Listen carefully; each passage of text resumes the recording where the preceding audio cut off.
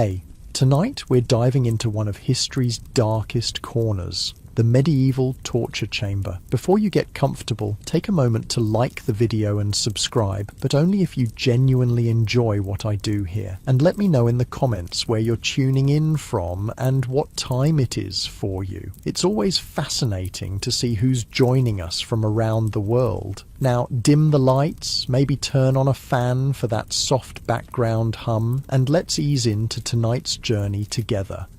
Congratulations, you've just woken up in 15th century England. The year is 1447 and you're in London, a bustling city of narrow, twisting streets and timber-framed houses. The smell of smoke from countless hearth fires mingles with the less pleasant aromas of a medieval city. Animal waste, rotting garbage, and the Thames River, which serves as both water source and sewer. But you have bigger concerns right now. You've been accused of treason against King Henry VI. The charge is false, of course, a result of court politics and the whispers of enemies. But in this world, truth is often less important than power. And now you find yourself being led through the imposing stone gatehouse of the Tower of London, a fortress that has stood for nearly 400 years. The good news is that the Tower is a royal palace, home to splendid halls and royal apartments with colourful tapestries and fine furnishings. The bad news is that you're not heading to those parts. Instead, the yeoman warders, in their distinctive uniforms, are escorting you deeper into the fortress, toward the dark dungeons below the White Tower.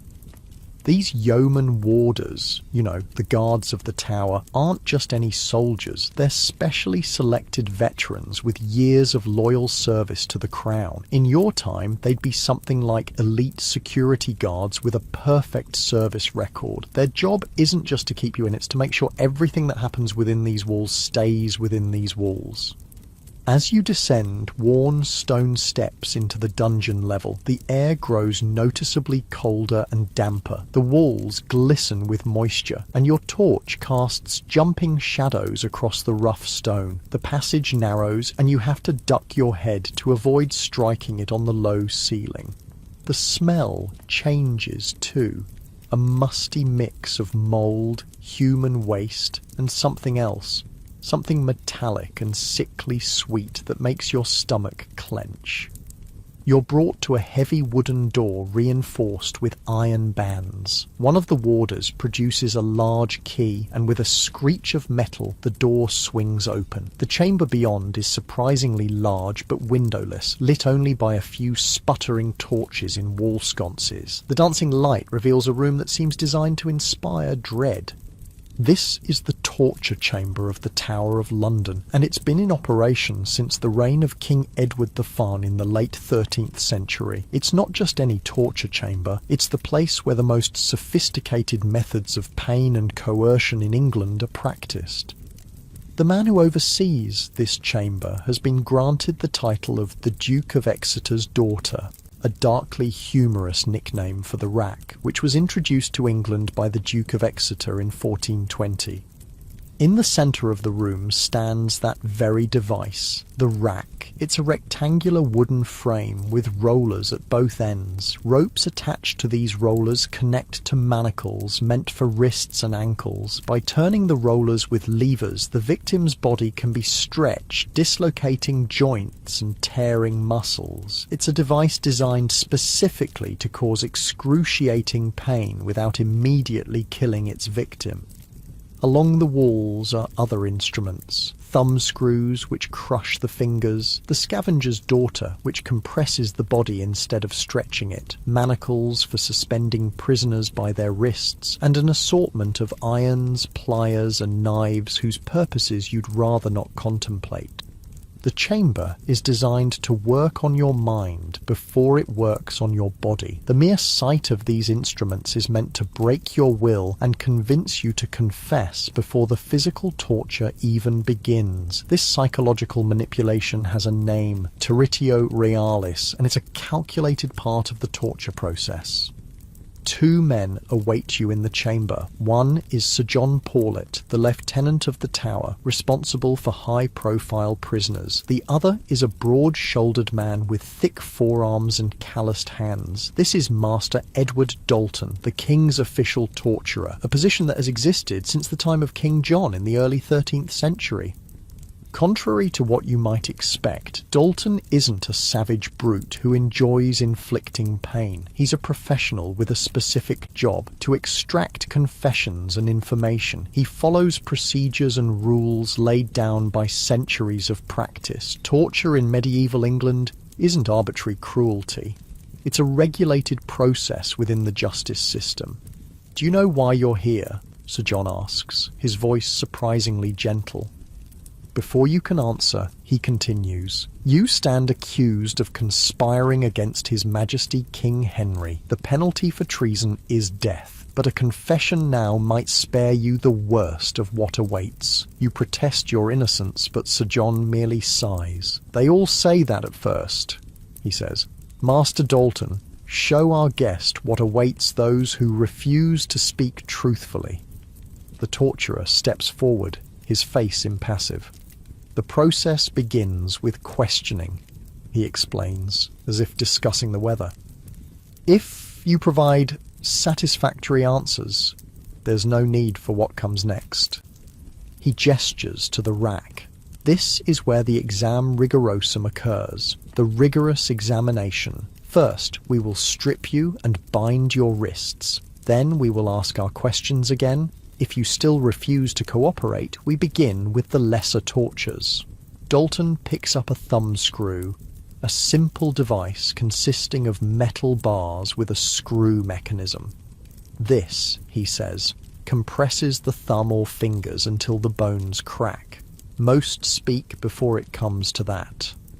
He sets it down and moves to the rack. "If the lesser methods fail, we progress to this. Your arms and legs are secured here, and as we turn these levers, the ropes tighten. First comes pain as your joints stretch, then dislocation. Eventually, if necessary, the limbs separate from the body. Few endure past the first dislocation." His clinical description is almost worse than a threat. This isn't personal for him, it's just his job, performed with the detached efficiency of any skilled craftsman.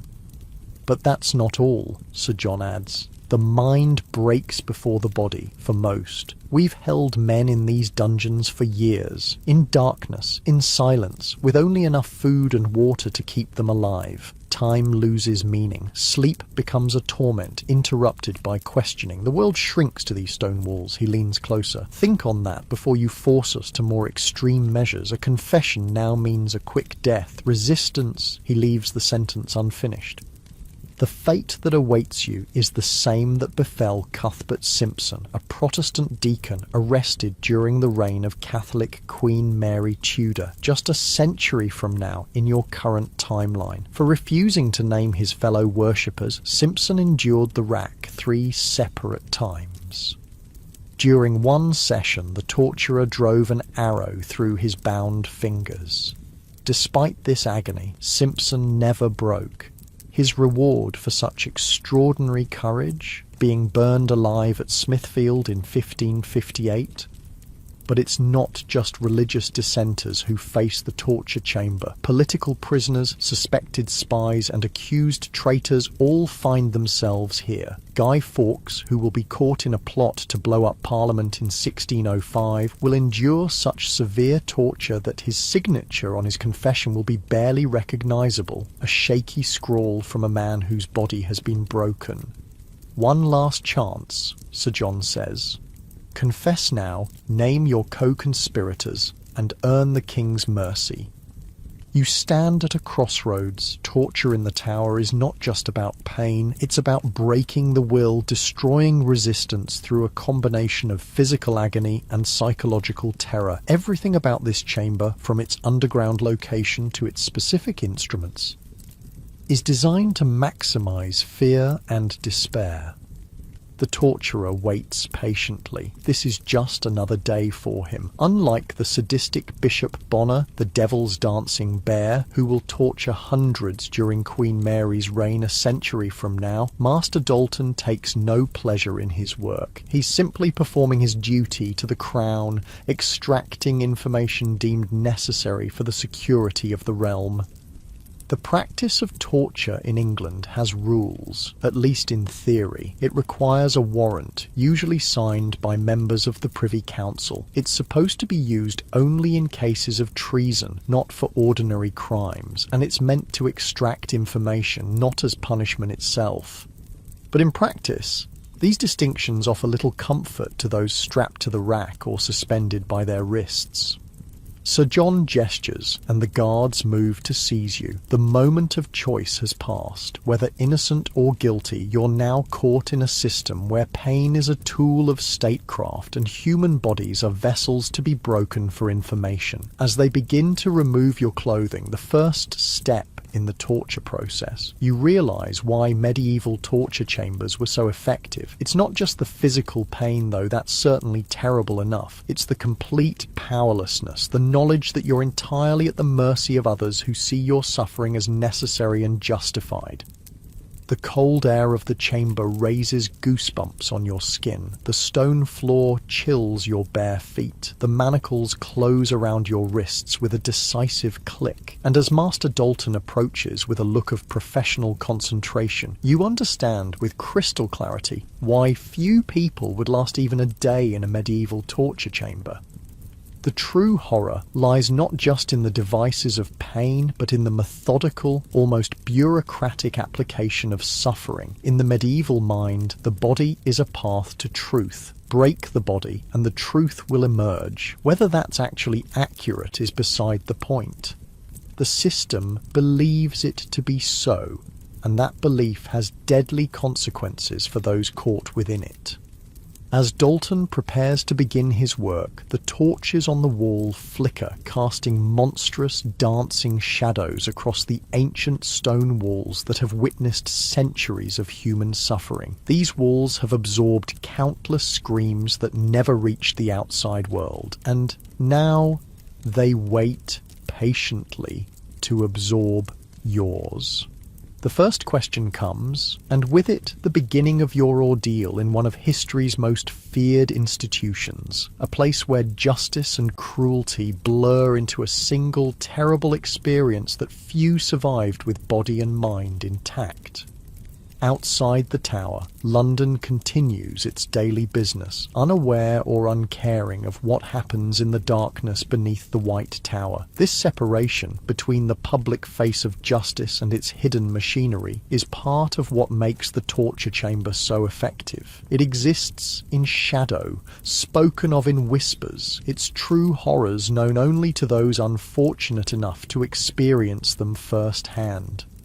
As the first device is prepared, you understand why medieval torture was so feared, and why its legacy continues to haunt our collective imagination centuries later. This is not just about the pain of the body, but the breaking of the human spirit, a methodical dismantling of everything that makes a person whole. And as Dalton's instruments begin their work, the dungeon fills with echoes that join the ghostly chorus of all who came before you in this chamber of sorrows, a chorus that spans centuries and continues long after your own voice falls silent. Master Dalton approaches with an unsettling calmness. His movements are neither rushed nor hesitant. He moves with the practiced efficiency of a craftsman who has performed the same tasks countless times before. For him, this is not cruelty, but craftsmanship. The chamber around you, cold and damp, has been carefully designed for its purpose, not just to inflict pain, but to break the spirit before the body. We begin with simple methods, Dalton explains, selecting a pair of thumb screws from his collection of instruments. Most confess before we progress further. The thumb screw, is a simple device. Metal bars connected by screws. Your thumb is placed between the bars, and as the screw tightens, pressure increases until the bone cracks. Effective despite its simplicity, it's a favourite of torturers throughout Europe. Originally used by the Russian army to discipline soldiers, the device spread westward where it found new purpose in extracting confessions. Sir John observes from a corner, his face betraying no emotion. As Lieutenant of the Tower, he has witnessed countless interrogations. For him, this is statecraft, necessary unpleasantness in service to the crown. "Tell us of your conspirators," he says. "Who plotted with you against His Majesty?" You protest your innocence again, knowing it's futile. In this system, accusation itself is nearly proof of guilt. The question isn't whether you'll confess, but how much pain you'll endure before doing so. Dalton doesn't immediately apply the thumbscrew. Instead, he places it on a small brazier. "Cold metal is uncomfortable," he explains. "Heated metal is unbearable." This attention to detail reveals the sophisticated understanding of pain that medieval torturers possessed. They knew that anticipation amplifies suffering. Every moment you watch the metal redden in the coals is a moment of mounting terror. The chamber itself aids in this psychological torment. Windowless and underground, it exists outside normal time. There is no day or night here, only the eternal flickering of torches. The walls are thick enough that no scream penetrates to the outside world. You are utterly removed from society, in a place where normal rules no longer apply. "While we wait," Dalton continues, "perhaps you'd like to see what awaits should you remain stubborn." He gestures to another device, the strappado. It consists of a simple rope and pulley system attached to the ceiling. The victim's hands are tied behind their back and connected to the rope. Then they're hoisted upward, dislocating the shoulders. Sometimes weights are added to the feet for additional agony. The beauty of this method, Dalton explains with professional pride, is its simplicity. We need not even touch you. Your own body weight does our work for us. The torturer's matter-of-fact explanations are part of the process. By describing what will happen, he plants vivid images in your mind. Your imagination becomes his accomplice, multiplying your fear. In the shadowy corner stands a third device, the scavenger's daughter. Unlike the rack, which stretches the body, this fiendish contraption compresses it. The victim is forced into a crouching position, then metal bands are tightened until movement becomes impossible. As pressure increases, breathing grows difficult. Eventually, blood vessels rupture, and blood emerges from the nose, ears, and fingernails. An English invention, Sir John notes with an unsettling hint of pride.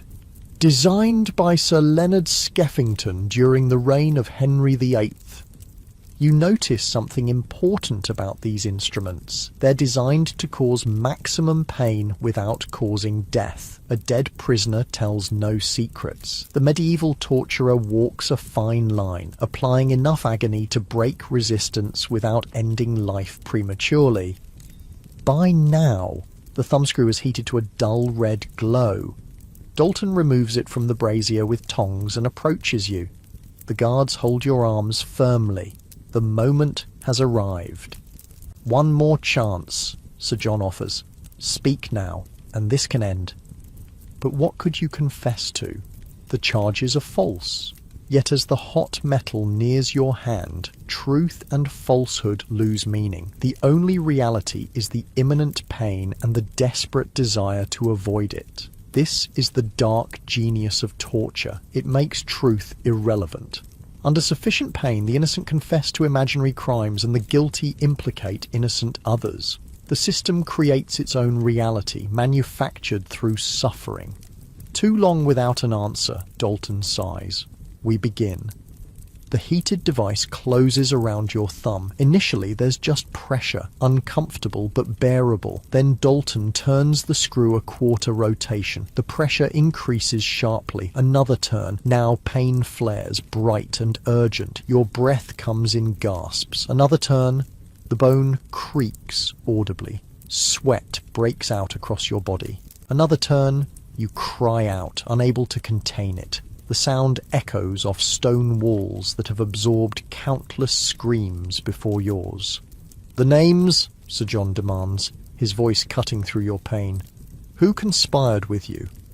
In desperation, your mind races for something, anything to say. But before you can fabricate a confession, Dalton releases the pressure slightly. "Just a taste," he says. "We have hours yet." This, too, is calculated. By providing a moment of relief, he demonstrates his complete control over your suffering. The message is clear. Cooperation brings relief. Resistance brings escalation.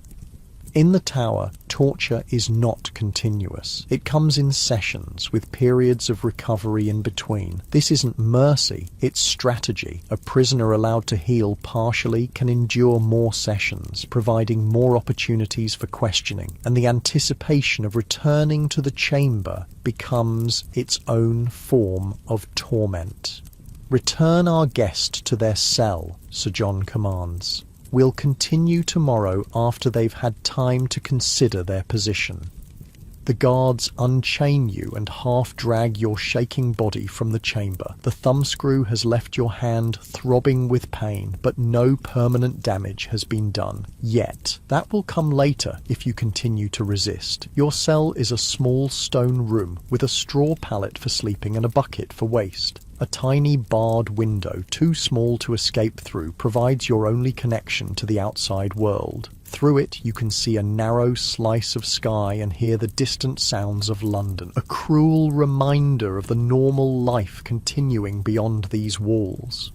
Food arrives, a bowl of thin gruel and a chunk of coarse bread. Medieval prison conditions are harsh by design. The tower doesn't provide comfort for its prisoners, only the minimum sustenance needed to keep them alive for questioning. As night falls, sleep eludes you.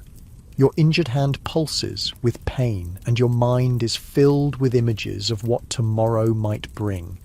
This psychological torment, the dread of what's to come, is as much a part of the torture system as the physical pain itself. Morning arrives with no fanfare in your windowless cell. You have no way to mark time except for the meagre meals that appear at irregular intervals. This temporal disorientation is another weapon in the torturer's arsenal. The guards return and the journey back to the chamber begins again. Your legs tremble as you descend the stone stairs. Yesterday's session was merely an introduction. Today, you know, will be worse. The chamber appears unchanged, though something new has been prepared. A brazier with iron rods heating in the coals sits near the rack. These rods will be used to burn flesh, another lesser torture before the main devices are employed. Dalton greets you as if continuing a conversation barely interrupted. "I trust you've had time to reflect," he says. "Today we must progress unless you're ready to speak truthfully." Sir John stands in the same corner, watching with the same impassive expression. For him, this is routine governance. The tower's torture chamber is just one component of state security, no different in purpose than the soldiers guarding the city gates. "Before we begin," he says, "you should know that we've questioned your servants. They've told us interesting tales about mysterious visitors to your home, about letters burned after reading. This is another tactic, suggesting that evidence already exists, that denial is futile. Whether your servants have actually said anything is irrelevant. The suggestion alone plants doubt and fear. Today's session begins with the strappado. Your wrists are bound behind your back and connected to the rope. Slowly, the guards hoist you upward until your toes barely touch the ground. The pressure on your shoulders is immediate and intense. Then, with a nod from Dalton, they pull harder, lifting you completely off the floor. The pain is different from the thumb screw, less focused but more overwhelming. Your entire upper body becomes a center of agony as your shoulders strain against their natural range of motion. Breathing becomes difficult as your chest muscles stretch. "The names," Sir John repeats. "Give us the names and this ends." Silence brings consequences. Dalton signals, and the guards suddenly release the rope. You drop several inches before the rope goes taut again, sending a shocking jolt through your already stressed shoulder joints. The sound that tears from your throat is barely human. This process, raising, dropping, questioning, continues until your shoulders dislocate with an audible pop. The pain is blinding, all-consuming. Many prisoners confess at this point, unable to endure further. But what happens to those who don't? History provides disturbing answers. Cuthbert Simpson, whose story you recalled earlier, endured the rack 3 times without surrendering names. Anne Askew, arrested for distributing Protestant texts during Henry VIII's reign, was so severely racked that she had to be carried to her execution on a chair, unable to walk. Both chose agony over betrayal. Could you show such extraordinary courage? Would principles or loyalty mean enough to endure such suffering? These questions have haunted torture chambers throughout history. After the strappado, you're lowered to the floor, shoulders dislocated and useless. The pain makes coherent thought nearly impossible, yet still the questioning continues. This can end, Sir John reminds you. Just tell us what we need to know. In this moment of extremity, the temptation to invent a confession is nearly overwhelming. Many did exactly that, crafting elaborate falsehoods to escape further torture. Yet such respite was often temporary. False confessions led to contradictions, which led to renewed questioning and more torture. The medieval justice system created a nightmarish logic trap. Innocent or guilty, once in the torture chamber, escape became nearly impossible. Confession brought execution for imaginary crimes. Resistance brought more torture until confession eventually followed. Realizing you remain silent despite your agony, Dalton prepares for the next phase. The rack awaits, the most feared device in the chamber. Known colloquially as the Duke of Exeter's daughter, it was introduced to England in 1420 specifically for interrogating political prisoners. Its purpose is simple and terrible: to stretch the human body beyond its limits. We've had men confess merely upon seeing this device, Dalton tells you. Others have endured it for hours before speaking. The choice is yours. The guards drag your limp form to the wooden frame. Despite your dislocated shoulders, they secure your wrists to one roller and your ankles to another. Even this positioning causes excruciating pain as your damaged joints are manipulated. Once more, Sir John says, the names of your fellow conspirators. The moment stretches. Every instinct screams to confess, to say anything that might end this nightmare. But what names could you give? Random acquaintances? Friends? Family? Such a confession would condemn innocent others to this same chamber. Your silence is met with a nod from Sir John. Dalton turns the lever 1 notch. The mechanism clicks. The ropes tighten. Your already damaged body stretches slightly, sending fresh waves of agony through your dislocated shoulders. Another turn of the lever. The ratchet clicks again. The sound echoes in the chamber. A small noise that signals immense suffering. Your body stretches further. Joints already dislocated are pulled wider apart. Muscles tear. Ligaments strain. The human body has natural limits. On the rack, these limits are deliberately exceeded. Each click of the ratchet takes you further into territory the body is not designed to endure. This is the moment where many broke. The combination of present agony and the certainty of worse to come overwhelmed even the strongest resolve. Faced with the rack, people confess to impossible crimes, consorting with devils, flying through the air, changing into animals. Under such pain, fantasy and reality blur beyond recognition.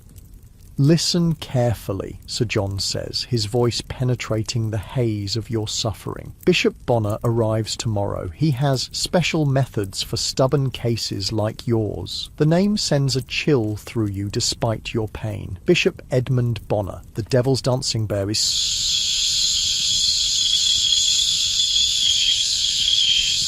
notorious even in this era of routine cruelty. Under Queen Mary the Firm, he will torture hundreds of Protestants with sadistic creativity. Unlike the professional Dalton, Bonner takes personal pleasure in breaking his victims.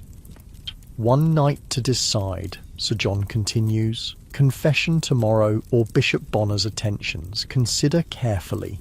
The session ends. You're released from the rack, your body now a landscape of injury. The guards return you to your cell, where you collapse onto the straw pallet. Every movement an exercise in agony. Night falls again. In your cell, pain makes sleep impossible. Your dislocated shoulders throb, and the stretched muscles of your entire body scream with every slight movement. The mention of Bishop Bonner replays in your mind, along with stories you've heard of his cruelty. Medieval torture was not merely physical. The isolation, the uncertainty, the deliberate manipulation of hope and fear, all were weapons used against the prisoner's mind. Many broke psychologically before their bodies gave out. In the darkness of your cell, a strange thing happens. A figure appears, a monk in a simple brown robe. He offers water, then gently helps you sit up despite your injuries. "I am Brother Thomas," he says softly.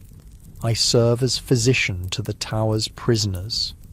This, too, is part of the system. Medical care for torture victims wasn't humanitarian. It was practical. Dead prisoners told no secrets. A prisoner who died under questioning was a failure of the process. Brother Thomas examines your injuries with practiced hands. He manipulates your dislocated shoulders, popping them back into their sockets with sudden movements that draw gasps of pain from you. Then he applies salves to your wounds and binds your damaged joints. "These will heal," he says, "if given time."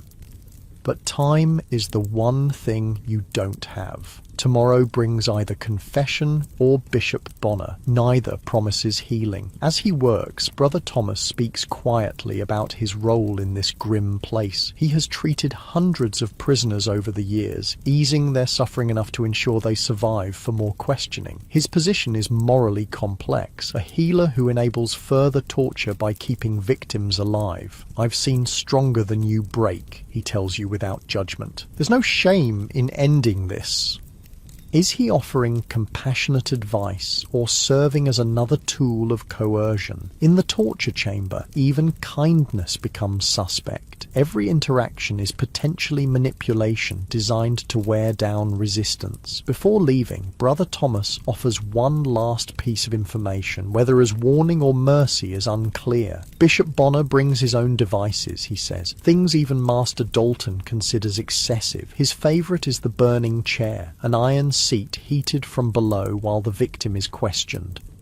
With these chilling words, he departs, leaving you alone with your pain and the terrible choice that awaits in the morning. Dawn comes too quickly. The cell door opens and the guards appear. But instead of taking you directly to the chamber, they bring you to a small room where water for washing and fresh clothing wait.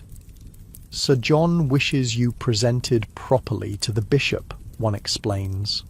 This unexpected courtesy is more frightening than immediate return to the chamber. It suggests something ceremonial about the coming encounter, something worthy of preparation.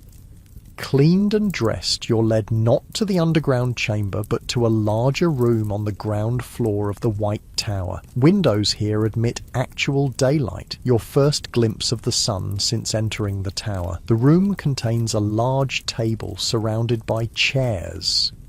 It looks almost like a council chamber rather than a torture room. But the illusion of civility is shattered by what stands in the corner, an iron chair with straps for arms and legs positioned over a compartment clearly designed to hold hot coals. 3 men await. Sir John you recognise. Beside him stands a heavy-set man in bishop's robes, Edmund Bonner himself, his fleshy face set in an expression of amused contempt. The third man is a royal clerk, quill and parchment ready to record whatever transpires. "Our guest arrives," Bonner says, his voice surprisingly soft for a man of his reputation. "I've heard much about your stubborn character." Unlike Dalton's professional detachment, Bonner's manner suggests personal interest in your suffering. His eyes evaluate you like a craftsman assessing raw material, calculating what methods might work best to break you. "Before we begin with my special methods," he says, gesturing to the iron chair, "I'll offer what Sir John and Master Dalton have already proposed. Confess your treason, name your accomplices, and your punishment will be merciful, a quick execution rather than what I have planned." The torture chambers of medieval Europe operated on a sophisticated understanding of human psychology. They recognized that the anticipation of pain can be as effective as pain itself. By displaying instruments, explaining procedures, and offering alternatives, they created a mental framework where confession seemed not just inevitable but desirable. This was the true power of the torture chamber, not just the physical agony it inflicted, but the way it reconstructed reality for its victims. Within its walls, innocence became an unaffordable luxury. Truth became whatever stopped the pain. Principles and loyalty dissolved against the immediate necessity of relief. As you stand before Bishop Bonner facing the terrible choice between false confession and unendurable suffering, you understand why the medieval torture chamber was so feared. Its true horror lay not in its devices, but in its inexorable logic, a system that left no room for human dignity or objective truth. And as the bishop gestures toward the waiting chair, its metal already beginning to glow from the coals beneath, you realize that few indeed would last even a single day in such a place. Not because of physical weakness, but because to endure meant sacrificing either truth or self in ways that tore at the very foundations of human identity. The iron chair awaits, its surface radiating heat you can feel from several paces away. The decision that faces you, confession or resistance, is one that countless prisoners confronted throughout the medieval period. Some chose truth and suffered accordingly. Others chose relief and carried the moral burden of false confession and the betrayal of innocence. There are no simple heroes or villains in this darkest corner of medieval justice. Only human beings caught in a system that stripped away everything except the capacity for pain and the desperate desire to escape it. Bishop Bonner circles you like a predator assessing its prey. Unlike Master Dalton, whose actions were clinical and detached, Bonner radiates a disturbing enthusiasm for what's to come. His fleshy fingers tap impatiently against his robes as he waits for your decision. "I grow weary of waiting," Bonner says finally. "Perhaps a small demonstration will help clarify your position."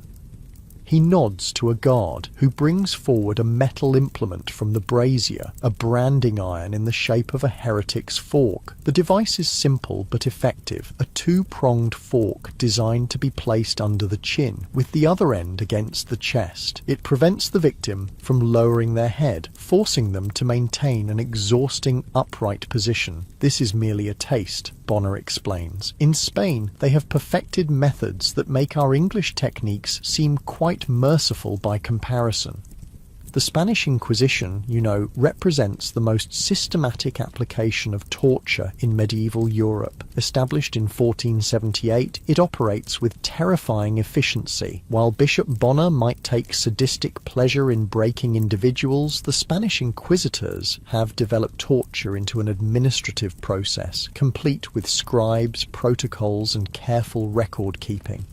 The mention of Spain diverts Bonner into what seems almost like a scholarly discourse. Despite his fearsome reputation, he is also a man of learning, educated at Oxford. This strange combination, the scholar and the torturer, is not uncommon in medieval Europe, where intellectual sophistication and extreme cruelty often coexist.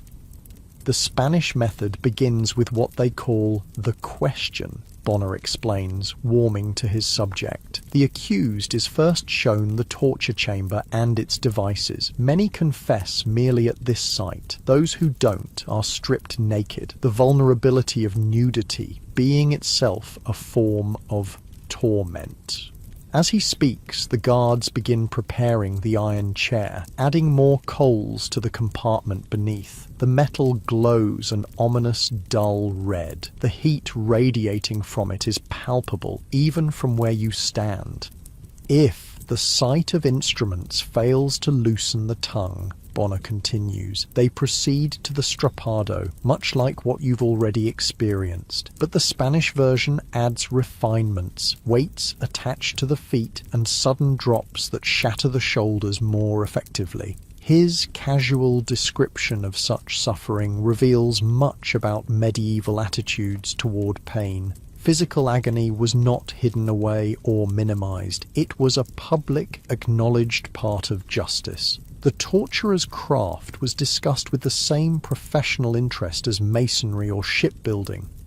Their water torture is particularly effective, Bonner adds with disturbing admiration. The victim is bound to an inclined rack. Head lowered, a cloth is placed over the mouth and nose, and water is slowly poured onto it. The sensation is of drowning, though no actual harm occurs. Most break quickly under this method. What Bonner is describing, what we now call waterboarding, would continue as a torture technique for centuries to come. The persistence of such methods across time reveals something unsettling about human nature and the willingness to inflict suffering in the name of security, justice, or truth. Enough talk, Sir John interrupts, clearly less enthralled by the academic discussion of torture techniques. Will you confess your treason now, or must we proceed? You look from Bonner to the glowing chair and back again. The question hanging in the air is not just about your guilt or innocence. It's about what kind of person you are. Will you sacrifice truth to escape pain? Will you implicate innocent others to save yourself? These moral calculations faced countless prisoners throughout the medieval period.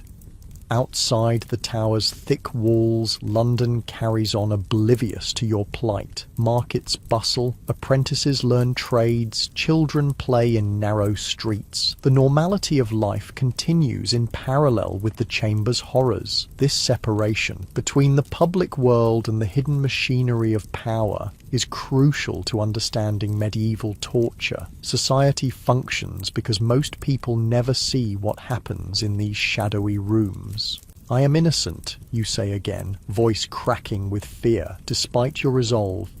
I have committed no treason. Bonner sighs, as if disappointed by your lack of cooperation. Very well, he says. The chair awaits. The guards move to seize you, but before they can reach you, the door to the chamber opens. A messenger enters and whispers urgently to Sir John, whose expression changes from irritation to concern. Prepare the prisoner for transport, he orders suddenly. We depart for Hampton Court immediately. The king wishes to question this one personally. This unexpected development saves you from Bonner's immediate attentions, though whether it represents rescue or merely a change of venue for your suffering remains unclear. What is clear is Bonner's frustration at being denied his entertainment. Another time, perhaps, he says, his gaze promising future pain. You're escorted from the chamber, not back to your cell, but to the tower's courtyard, where a covered wagon waits. The journey to Hampton Court Palace will take several hours. A reprieve of sorts, though the ultimate destination may hold its own terrors.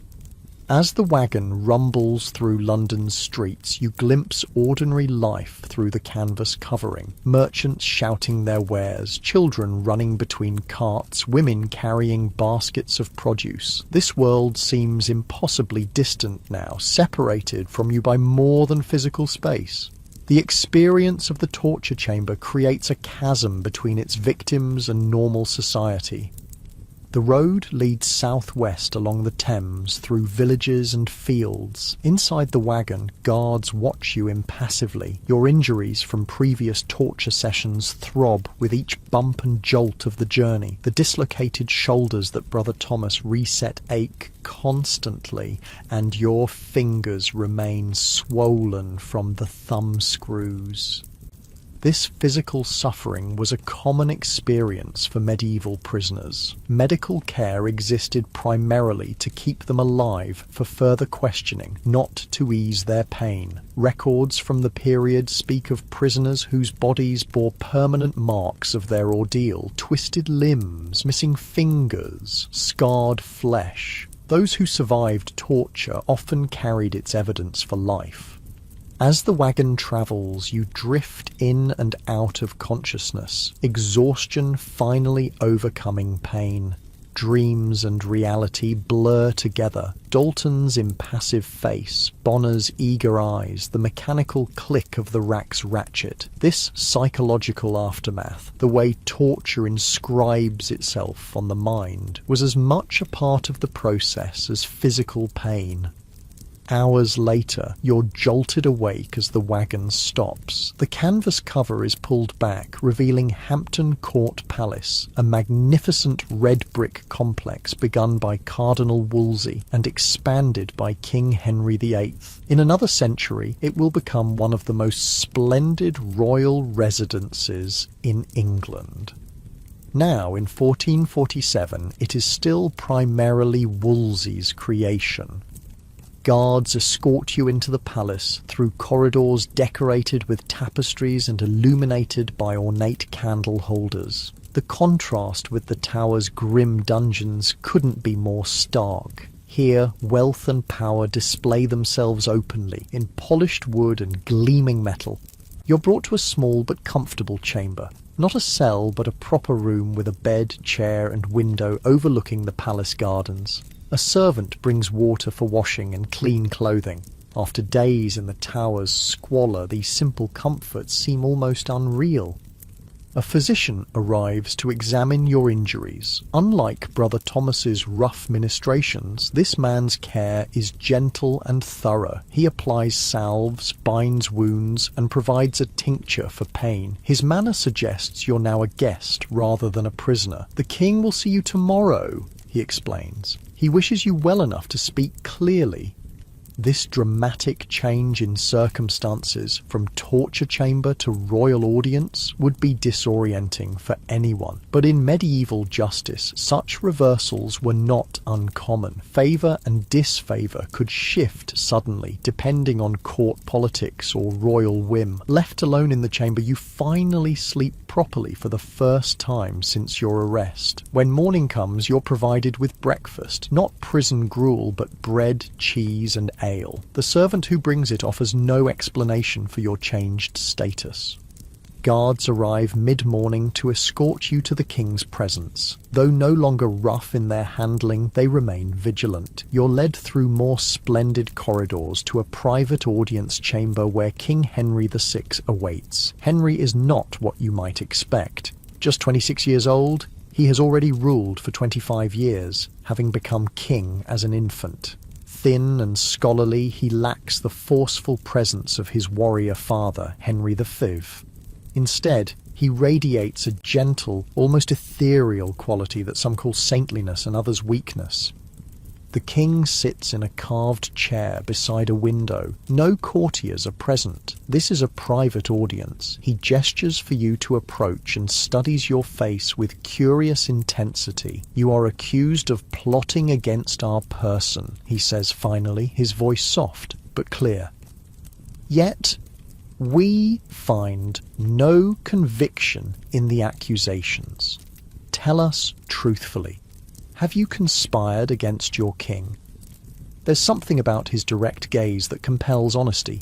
You repeat your innocence, explaining how political rivals might have manufactured the charges against you.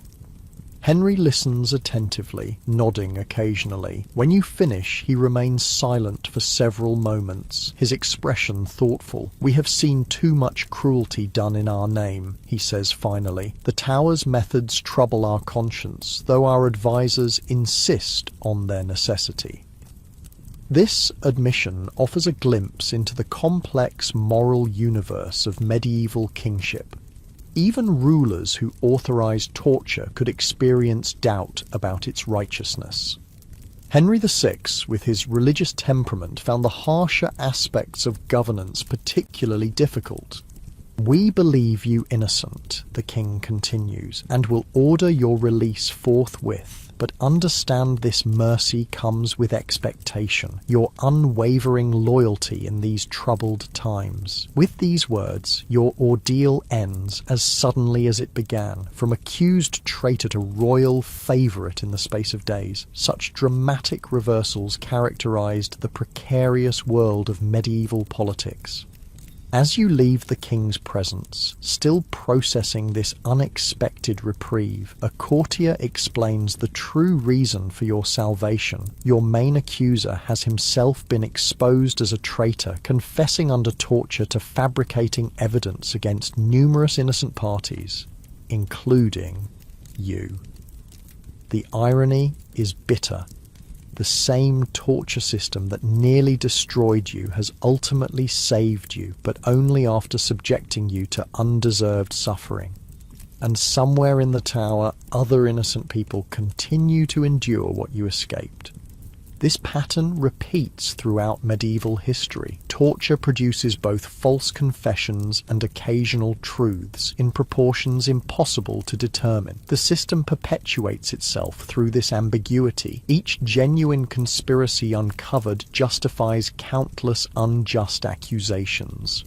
Your release comes with restoration of property and position. Within days, you're back in London society as if nothing had happened, but everything has changed. Your body bears the marks of the Tower's attentions. More significantly, your mind carries memories that separate you from those who have never experienced the Chamber's horrors. This psychological distance, the gulf between those who have endured torture and those who haven't, persists across centuries. From medieval chambers to modern sites of detention, the experience of systematic pain creates a kind of knowledge that cannot be shared through words alone. Some survivors of medieval torture turned to religion for solace. Others sought revenge against their tormentors.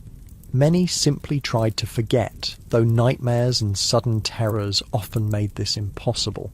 The body might heal, but the mind retained every detail of the ordeal.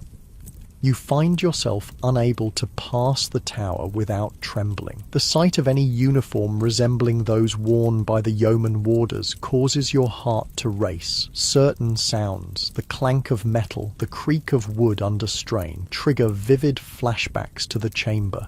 What you're experiencing, this persistent reliving of trauma, would not be formally recognized or treated for centuries. Medieval society had no concept of psychological injury separate from physical harm or spiritual affliction. Those suffering from what we now call post-traumatic stress were often considered melancholic or possessed. As weeks pass, you begin to understand that your experience in the Tower has changed you permanently, not just in the lingering pain of injured joints or the nightmares that disturb your sleep, but in how you view authority, justice, and human nature itself. This transformation from innocent civilian to torture survivor repeated itself countless times throughout the medieval period. In England alone, hundreds passed through the Tower's chambers under the Tudors. In Spain, the Inquisition processed thousands. Across Europe, local authorities employed torture as a standard investigative tool for serious crimes. The specific methods varied by region and period. In Germany, the strappado was most common. In France, the brodequins, wooden boards tightened around the legs until bones shattered, gained favour. Spain refined water torture to an art form. England specialised in stretching techniques like the rack. Despite these regional variations, the fundamental logic remained constant. physical pain would extract truth. This assumption persisted despite ample evidence that torture produced whatever confession the torturer sought, true or false. Bishop Bonner, whose attentions you narrowly escaped, continued his career under Queen Mary Tudor, earning his nickname the Devil's Dancing Bear through his enthusiastic persecution of Protestants. Historical records credit him with personally torturing and condemning dozens during Mary's brief reign. Bonner's methods combined psychological manipulation with physical agony. He often began by treating prisoners with unexpected kindness, offering food, comfort, and reasoned theological discussion. Only when this approach failed would he reveal his true nature, transitioning to increasingly severe tortures. This good cop, bad cop routine, centuries before the term existed, proved remarkably effective. The contrast between initial kindness and subsequent cruelty disoriented victims, making resistance more difficult. Many broke under this psychological whiplash even before serious physical torture began. Bonner's career illustrates how torture in medieval Europe wasn't simply about inflicting pain, it was a sophisticated system combining psychological manipulation, social isolation, sensory deprivation, and physical suffering, all aimed at breaking the individual's will. The medieval torture chamber thus represents not just cruelty but a developed understanding of human psychology. Its practitioners knew that fear often exceeds pain in effectiveness. They recognized that anticipation multiplies suffering. They understood how to leverage social isolation and sensory manipulation to weaken resistance. This sophisticated psychological dimension separates medieval European torture from simpler punitive violence in other historical contexts. The chamber wasn't just a place where pain was inflicted, it was a carefully designed environment where every element, from architecture to procedures, nom nomu, som server, served the goal of breaking human resistance. As you rebuild your life after the tower, you discover that society offers little sympathy for torture survivors. Those who haven't experienced it cannot comprehend it. Those who approve of the system see no reason to question its effects. Those who might sympathize fear association with someone once accused of treason, even if later exonerated. This social isolation, the inability to share or process traumatic experience, compounded the psychological damage of torture itself. Without community support or formal therapeutic approaches, survivors largely suffered in silence, their invisible wounds as lasting as their physical scars. Months after your release, you encounter a former tower guard in a London tavern. He doesn't recognize you. To him, prisoners were interchangeable bodies, not individual humans. You watch him drink and laugh, apparently unburdened by his participation in systematic cruelty. This, too, is part of how torture persisted in medieval society. Those who administered it compartmentalized their actions, separating professional duty from moral responsibility. Few torturers considered themselves evil. Most viewed their work as necessary service to crown and country. The experience of narrowly escaping Bishop Bonner's attentions follows you through life. Dreams of the iron chair, heated to glowing, recur for years. The smell of hot metal triggers immediate panic. Certain rooms, particularly stone chambers with low ceilings, become impossible to enter. These reactions, which we now recognize as symptoms of trauma, had no name in medieval England. They were simply the expected aftermath of the tower's attentions, the invisible price paid by those who survived its chambers. Your story, from false accusation through torture to unexpected reprieve, captures elements common to many who experienced medieval justice. The arbitrariness, the physical suffering, the psychological manipulation, and the permanent aftermath compose a pattern repeated throughout the period.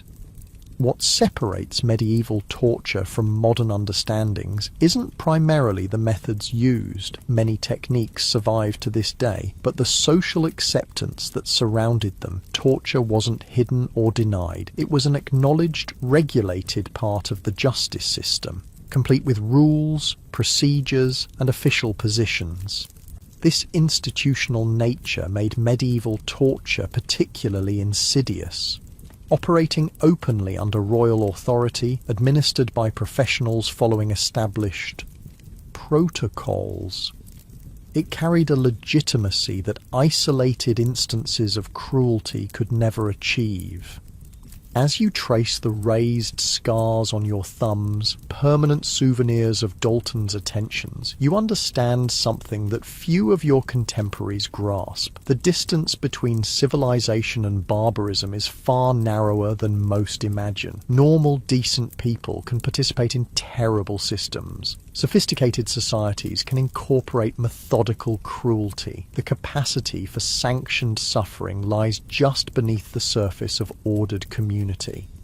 Years pass after your experience in the Tower of London. Life returns to a semblance of normality, though the memories never truly fade. Then, in 1455, England descends into civil war, the conflict later called the Wars of the Roses. As political fortunes shift violently, you decide that England has become too dangerous. Like many merchants and scholars fleeing the conflict, you make your way to the European continent. Your travels take you first to the German lands, not yet a unified country, but a patchwork of independent cities, principalities, and ecclesiastical territories within the Holy Roman Empire. Here, far from the Tower of London, you discover that the art of torture has taken different forms, reflecting local legal traditions and cultural practices. In Nuremberg, one of the great imperial cities, you encounter a justice system both similar to and different from England's. Like England, Nuremberg employs torture as an investigative tool. Unlike England, where torture remains primarily a tool of state security used against political prisoners, German cities apply it more broadly to ordinary criminal cases. The German approach to torture is systematized under what scholars call the Carolina Code, the criminal law of Emperor Charles V, formally issued in 1532, but already influential in legal practice. This code establishes specific guidelines for when and how torture may be applied, creating a framework that both enables and constrains judicial cruelty.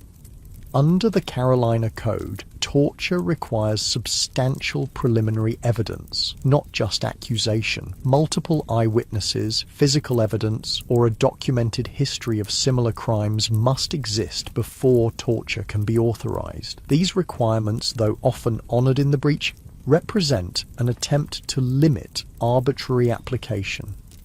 In Nuremberg's town hall, you're granted permission to observe a criminal proceeding, not the torture itself, which remains private, but the judicial process surrounding it.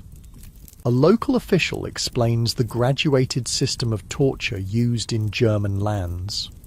We begin with territio verbalis, verbal intimidation, he explains. The accused is described in vivid detail what awaits them if they don't confess. Many confess at this stage, requiring no physical methods. This psychological dimension, using fear as a precursor to actual pain, appears throughout European torture systems. The mind's ability to anticipate suffering often proves more effective than suffering itself.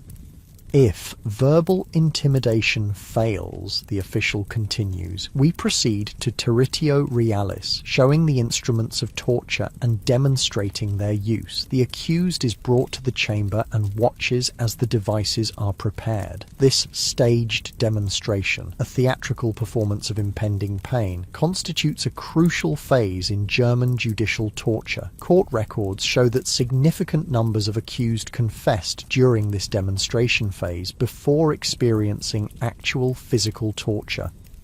Only if these preliminary measures fail do we proceed to the question ordinaire. actual physical torture, the official concludes. And even then, we follow strict protocols regarding duration, intensity, and medical supervision. These protocols reveal the paradoxical nature of medieval torture, a system that inflicts extreme suffering while simultaneously attempting to regulate that suffering through bureaucratic rules. The tension between cruelty and constraint defines judicial torture throughout its history.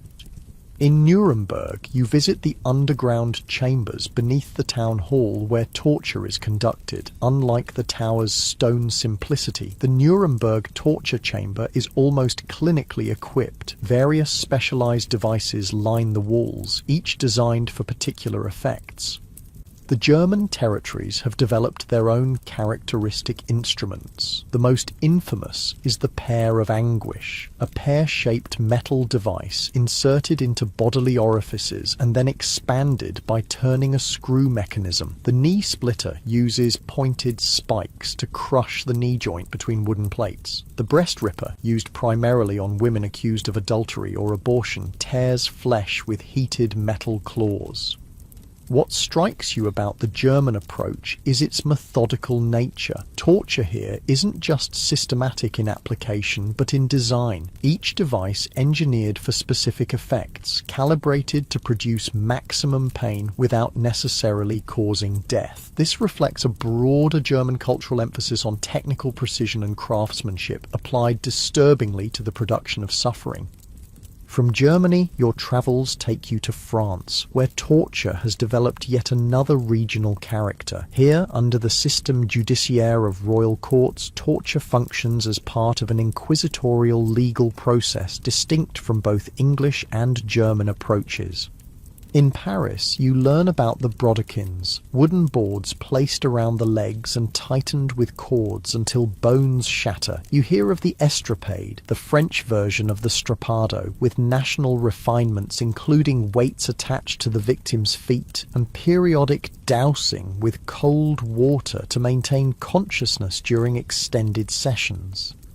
The French have systematized torture differently than their German neighbors. Where German practice emphasizes graduated intensity, French procedures focus on duration and repetition. Extended questioning over multiple sessions, with carefully limited physical pain in each, characterizes the French approach.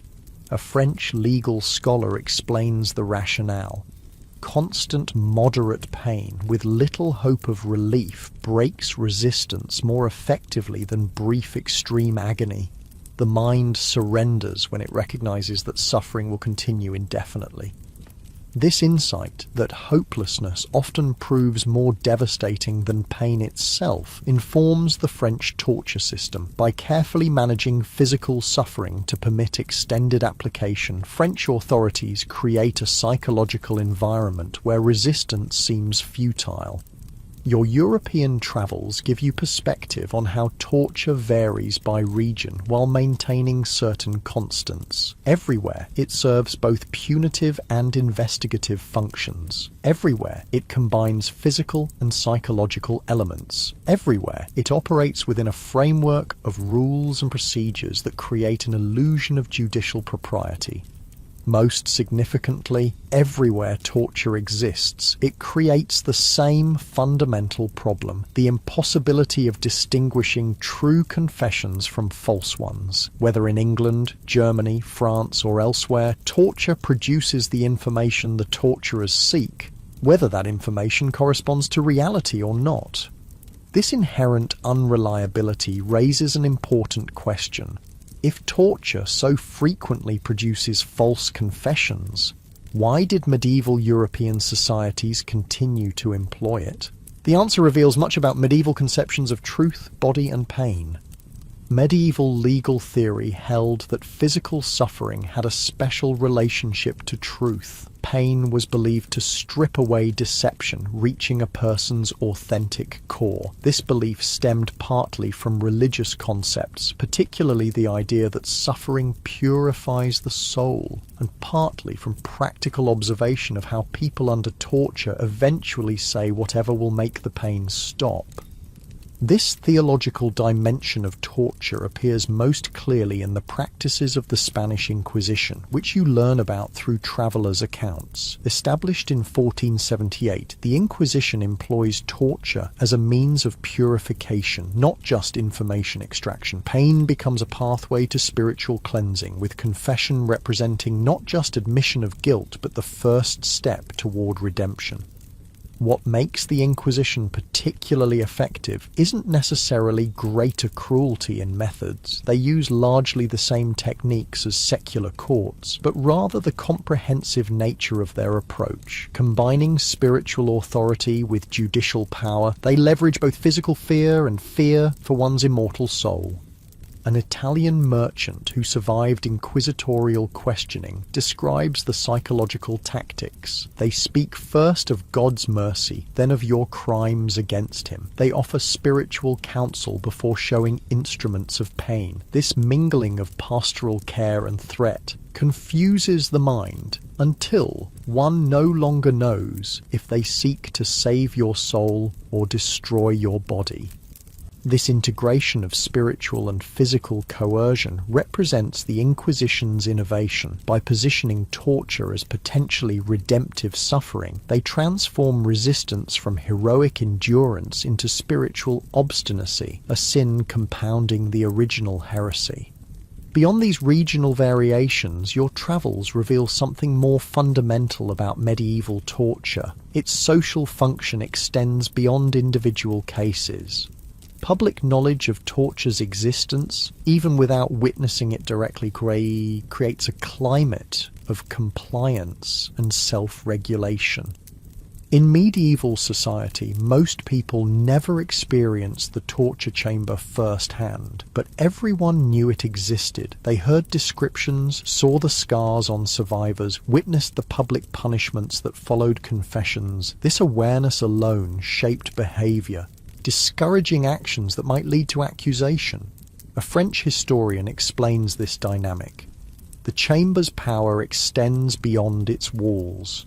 People monitor their own words and actions, knowing what awaits those who draw official attention. The torture chamber disciplines society without needing to torture everyone. This concept that torture functioned as a broader system of social control through fear helps explain why medieval authorities maintained it despite its unreliability for extracting truth. The actual truth of individual confessions mattered less than the generalizing effect of fearful compliance. As you continue your European journey, eventually reaching Venice in northern Italy, you encounter a particularly sophisticated application of this principle. The Venetian Republic, known for its complex governmental structures, has developed torture into an administrative science. In the Doge's palace, the seat of Venetian government, torture chambers are physically incorporated into the architecture of governance. The infamous pozzi, wells, and piombi, leads, dungeon cells located below water level and in the scorching attics respectively, create environmental torture through extreme conditions before physical methods are applied. A Venetian official explains their approach with disturbing candor. Most never require the actual instruments. The pozzi alone, with their darkness and damp, confuse the mind. The piombi, where summer heat becomes unbearable, exhaust resistance. By the time questioning begins, most are prepared to speak without further persuasion.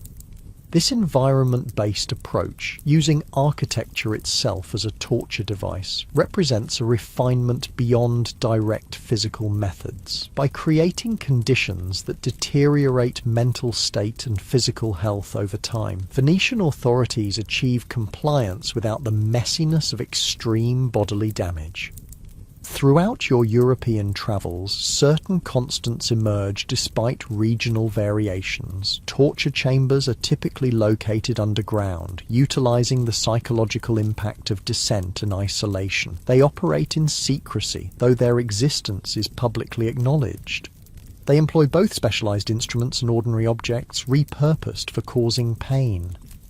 Most importantly, everywhere torture exists, it creates the same moral compromises in those who administer it. In taverns across Europe, you observe executioners and interrogators, men whose daily work involves inflicting extreme suffering on others. Some drink heavily, others develop dark humour about their profession. Many live in social isolation, their necessary but tainted role keeping them at society's margins.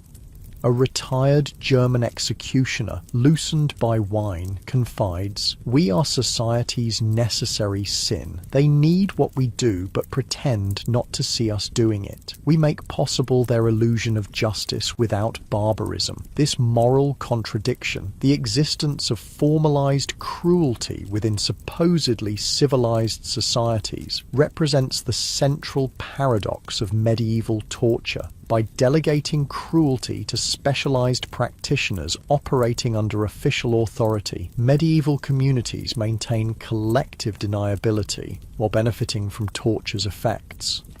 After years abroad, circumstances allow your return to England, where the Wars of the Roses have finally concluded with the Tudor dynasty taking the throne. You find London transformed in some ways, but unchanged in others. The Tower still stands, its torture chambers still operational, though now serving Tudor rather than Lancastrian interests. Your own experience there feels simultaneously immediate and distant, a wound that has scarred over but still aches when pressed. You avoid paths that would take you within sight of the tower's walls. You sleep with a candle lit to ward off dreams of darkened stone chambers. This lifelong aftermath, the permanent psychological imprint of the torture chamber, represents torture's most lasting effect. Beyond information extracted or confessions secured, torture forever alters those who experience it. The body may heal, but the mind retains a special knowledge of human vulnerability that cannot be unlearned. A physician who treats former prisoners explains, "The chamber changes how they inhabit their bodies. Ordinary sensations, cold stone, tight clothing, darkness, trigger memories of helplessness. The world becomes potentially threatening in ways others cannot understand." This description aligns perfectly with your own experience. Certain sensations, the creak of a wooden chair, the smell of damp stone, the clank of metal on metal, instantly transport you back to the tower, triggering physical reactions of fear and helplessness. These reactions have diminished with time but never disappeared completely. Your European travels have shown you that torture, while varying in specific methods, creates similar effects everywhere. Whether in English, German, French, Spanish or Italian chambers, the fundamental experience combines physical pain, psychological manipulation and social isolation to break the individual will. This underlying similarity suggests something disturbing about human nature and social organization, that despite cultural differences, societies consistently develop systematic cruelty when it serves power. The particulars may vary, but the fundamental dynamics remain constant across borders and cultures. As you settle into the last chapter of your life in Tudor England, you occasionally hear stories of the Tower's continued use. Under Henry VIII, political and religious prisoners face the same chambers you experienced decades earlier. Anne Askew, John Frith, Thomas More, names that will enter history as the Tudor religious controversies claim their victims. These continuities across time, the persistent use of torture despite changes in regime, religion and social conditions, reveal its institutional nature. Torture persists not because of individual cruelty, but because it serves structural purposes within systems of power and control. This insight that cruelty can be systemic rather than merely personal represents perhaps the most important understanding gained from your journey through Europe's torture chambers. The horror lies not just in specific instruments or techniques, but in the bureaucratic normalization of suffering, the transformation of pain into procedure. In your final years, you occasionally share your story with trusted friends. Some listen with sympathy, others with discomfort or disbelief. Most struggle to comprehend how systematic cruelty could coexist with the religious and civic values medieval society claimed to uphold. This cognitive dissonance, the gap between proclaimed values and actual practices, defined the place of torture in medieval Europe. Communities simultaneously maintained contradictory beliefs that justice required humane treatment and that torture was necessary for security and truth. This contradiction persisted because most people never had to directly confront it, experiencing torture only as a distant reality affecting others. Your own experience has stripped away this comfortable distance. Having felt the thumbscrew's pressure and the rack's tension, you cannot maintain the fiction that torture happens only to the guilty or that it reliably produces truth. You know firsthand how easily innocent flesh breaks under sufficient pain. This knowledge, the lived reality of the torture chamber rather than its sanitized legal theory, represents a perspective few in medieval society possessed. Most people, including those who authorized and administered torture, maintained comforting illusions about its justice and necessity. Your journey through Europe's varying torture systems has revealed a fundamental truth that despite regional differences in methods and procedures, torture everywhere serves the same essential functions: extracting confessions regardless of truth, punishing through process rather than just outcome, and creating broader social compliance through exemplary fear.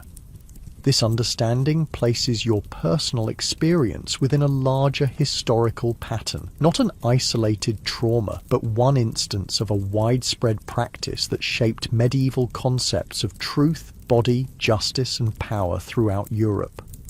As night falls on your final evening of reminiscence, you reflect on how the memory of the torture chamber has both haunted and instructed you. It has shown you human fragility, how easily bodies and wills break under systematic pressure. It has revealed institutional cruelty's mechanics, how suffering becomes routinized through procedures and roles. Most importantly, it has demonstrated how civilized societies accommodate practices that contradict their stated values through compartmentalization and distancing. These insights, gained at terrible personal cost, constitute a form of knowledge unavailable to those who never entered the chamber. They explain why you wouldn't last a day in a medieval torture chamber, not because of physical weakness, but because no one could. The system was designed precisely to overcome human endurance through calculated application of physical and psychological pressure.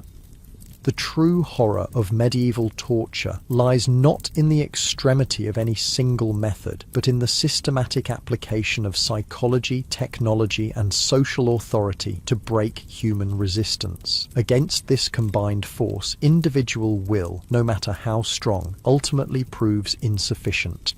As your life draws to its natural close in Tudor England, you've witnessed the transition from medieval to early modern society. Having survived the Tower's chambers and travelled throughout Europe's varying systems of judicial torture, you possess a perspective few others share. A lived understanding of how physical suffering became institutionalized within systems of justice. Now, in your final days, you find yourself reflecting on what this dark knowledge means. Your grandchildren sit at your bedside, eager for stories of your merchant adventures across Europe. But there are some stories you never share with them. The memories of the Tower's dungeons, the sight of Bonner's heated implements, the sounds that echo still in your dreams. Grandfather, your eldest grandchild asks one evening, "Is it true that criminals are tortured in the Tower? My friend said his father told him terrible things happen there." The question catches you off guard. How do you explain such darkness to a child? Yet you recognize the importance of truth, even uncomfortable truth, in understanding the world they will inherit. Yes, you answer carefully, but it's important to understand why such things exist. Not just that they do. And so begins your final lesson, an explanation not just of torture's mechanics, but its meaning within society. You share with them, in terms gentle enough for young ears, what your experience has taught you about how civilized societies accommodate practices that seem to contradict their values. The Tower's chambers, you explain, tell us something important about how people think about truth and pain. For centuries, people believed that extreme suffering could reveal hidden truths, that the body under duress would surrender secrets the mind tried to keep. Your grandchildren listen with solemn attention as you continue. This belief persists despite evidence to the contrary, that people in enough pain will say whatever stops that pain, true or not. This contradiction reveals how desperately societies want simple methods for determining truth, even when such methods fail. This insight that torture persists, not because it works, but because societies want it to work, represents one of the most important understandings gained from your life's experience. The torture chamber exists as much as a symbolic space as a physical one, a place where the comforting fiction of accessible truth is maintained through institutionalized suffering. But why would the king allow such things? Your granddaughter asks, her young mind still operating in the simple moral framework of childhood. The question cuts to the heart of political authority in medieval and early modern Europe. How do you explain to a child that authority often requires violence, or at least the threat of it, to maintain itself? Kings and queens, you say carefully, believe they must protect their realms from dangers both outside and within. The Tower's chambers represent one way they try to uncover those dangers. Whether this way is effective or just is a question each person must consider for themselves. This diplomatic answer satisfies the children, though you know the full reality is more complex. Royal authority throughout medieval Europe depended on monopolizing legitimate violence, distinguishing between criminal cruelty and sanctioned force. Torture represents the most extreme expression of this distinction, transforming what would otherwise be criminal assault into official procedure. As you speak with your grandchildren, you realize you're providing them a perspective few of their generation will receive, an understanding of torture informed not by legal theory or popular rumor, but by direct experience. This knowledge, painful as it was to acquire, has value in helping future generations understand the complexities of justice and cruelty. Remember, you tell them, that what happens in those chambers affects not just those inside, but everyone who knows they exist. The Tower's dungeons shape how people throughout England think and act, making them careful of what they say and do, even when they've committed no crime. This insight that torture functions as social control beyond its immediate victims represents one of the most sophisticated understandings you've developed through your experiences. The chamber's power extends far beyond its walls, creating a society disciplined by the possibility of extreme suffering. After your grandchildren leave, your mind drifts to the broader historical context your life has spanned. Born under the Lancastrians, survived the Wars of the Roses, and now witnessing the Tudor consolidation of power, you've seen how torture adapted to changing political circumstances while maintaining its essential functions. Under Henry VIII, the Tower's chambers have found new purpose in religious persecution rather than just political security. Anne Askew, whose story you've heard, endured the rack so severely that her shoulders and hips dislocated, rendering her unable to walk to her own execution. She was carried to the stake in a chair, her body broken but her will intact. She never provided the names of fellow Protestants her torturers sought. Stories like Askew's demonstrate an important truth about torture that contradicts its theoretical justification. Those with strongest principles often resist longest, while the innocent or peripherally involved break quickly. This paradox that torture is least effective against exactly the dedicated conspirators it supposedly targets represents one of the system's fundamental contradictions. In your dreams that night, you find yourself back in the tower's underground chamber, but this time you're not the prisoner, but an observer watching the procession of history's victims, from forgotten medieval peasants to famous Tudor nobility, each enduring the same fundamental experience despite different historical circumstances. This dream vision continues across centuries you will never see. You witness torture's gradual evolution and eventual official abandonment. You see the growing legal restrictions in the 17th century as judges increasingly question torture's reliability and morality. You watch as public opinion slowly shifts, with Enlightenment thinkers like Voltaire and Beccaria condemning torture as both ineffective and immoral.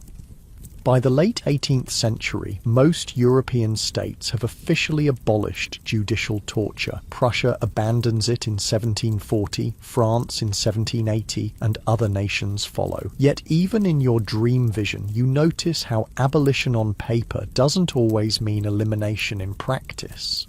Unofficial torture continues in many places, hidden from public view but serving the same fundamental purposes.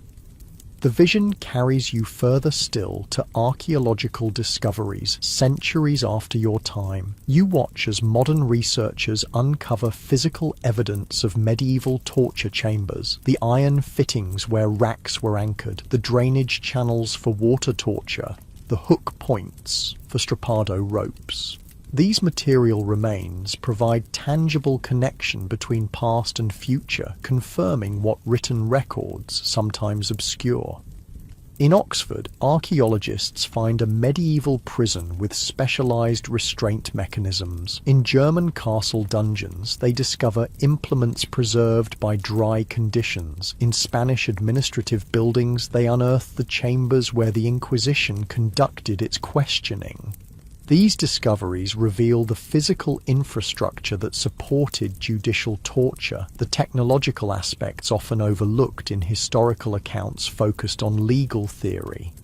Modern scientists in your vision study the physical effects of historical torture methods. They confirm what you learned through experience, that techniques like the strappado indeed dislocate shoulders when applied as described in medieval manuals, that the rack does separate joints when operated according to historical accounts, that water torture does create the sensation of drowning without necessarily causing death.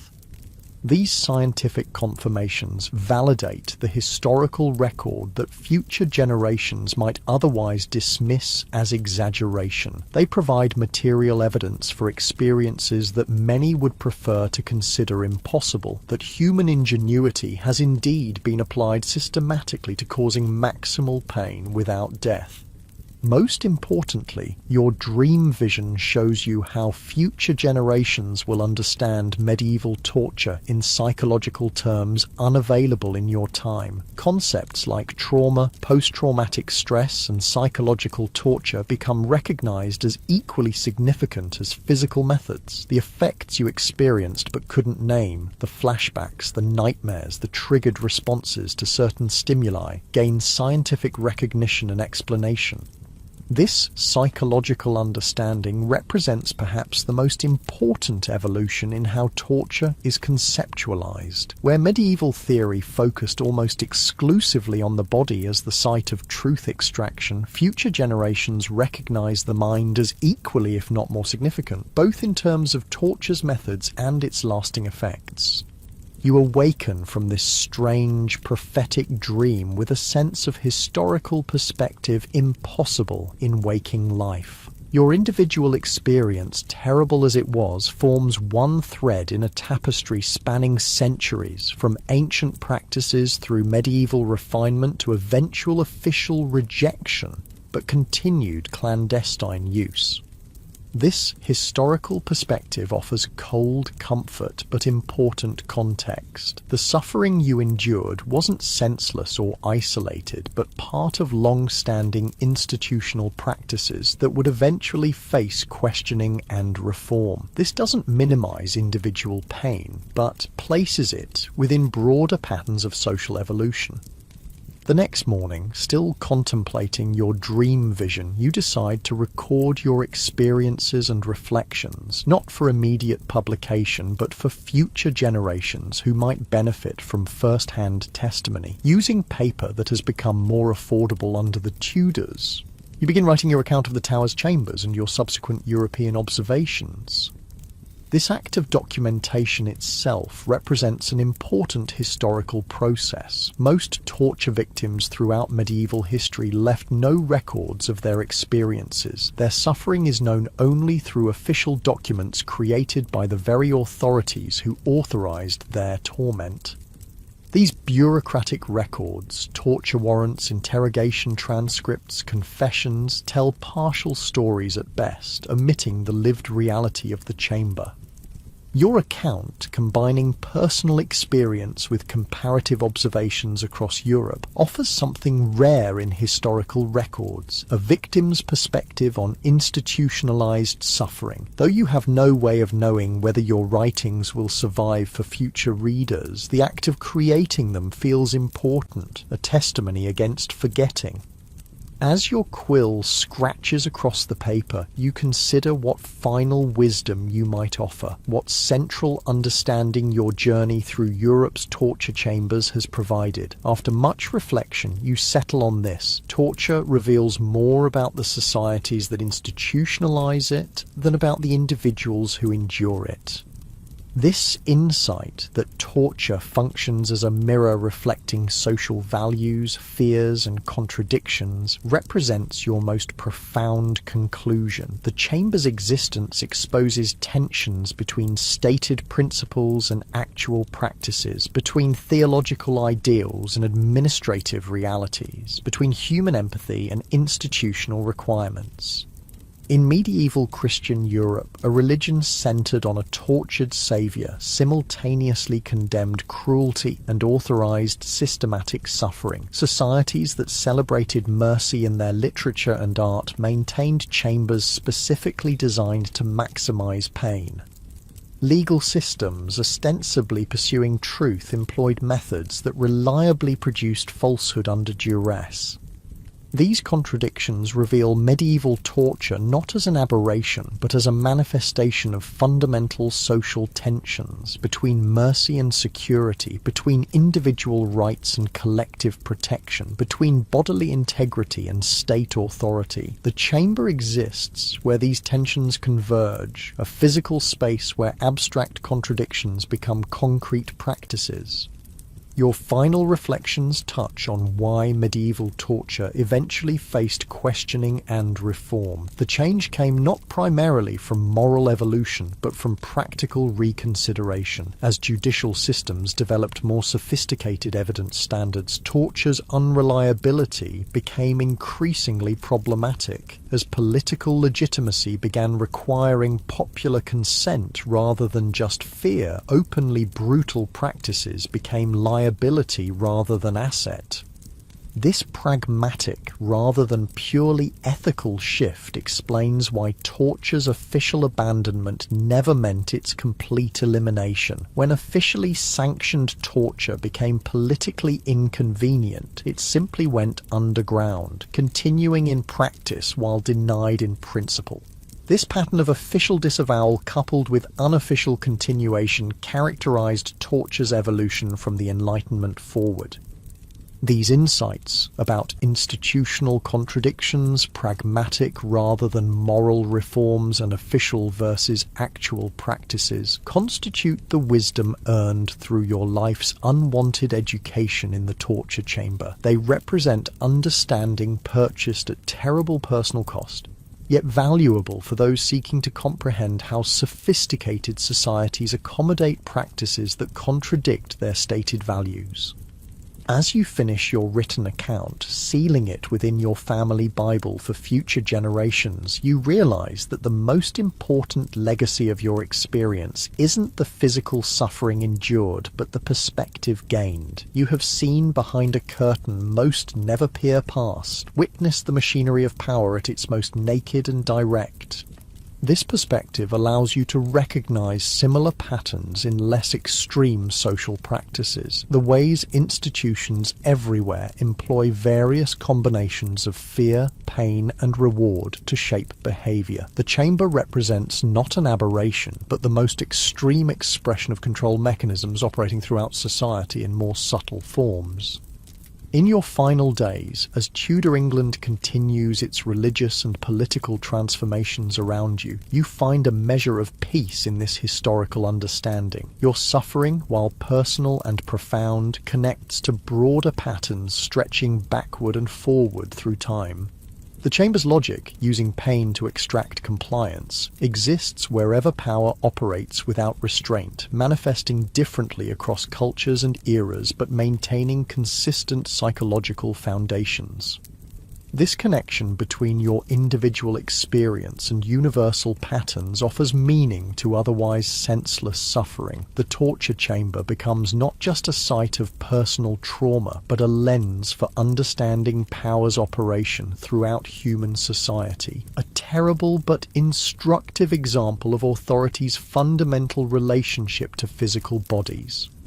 As your life draws to its close in Tudor England, you leave behind both visible and invisible legacies. The visible ones, your merchant business, your family, your possessions, will persist for some generations before fading into historical anonymity. The invisible legacy, your understanding of systematic cruelty and institutional contradiction, remains preserved in your written account, waiting for readers who might benefit from its painful wisdom. And so your story ends where it began, in England, under a monarchy that still maintains the Tower's chambers, within a society still shaped by the distant threat they represent. Your journey through Europe's varying torture systems has brought you full circle geographically, while transforming you intellectually, providing perspective impossible for those who never experienced the chamber's realities. This perspective, seeing systematic cruelty not as aberration but as institutional practice, recognizing torture's social functions beyond individual cases, understanding official narrative's divergence from lived experience, represents your final contribution to historical knowledge. Though you could not save yourself from the chamber's attentions, your insights might help future generations recognize and resist similar patterns in their own times. The wisdom earned through suffering becomes your legacy, a testament to how even humanity's darkest practices can yield important understanding when critically examined by those who survive them. The torture chamber, terrible as it was, provided education available nowhere else. Direct confrontation with power's fundamental relationship to pain, fear, and compliance. As night falls on your final evening, your thoughts return to that first descent into the Tower's underground chambers so many years ago.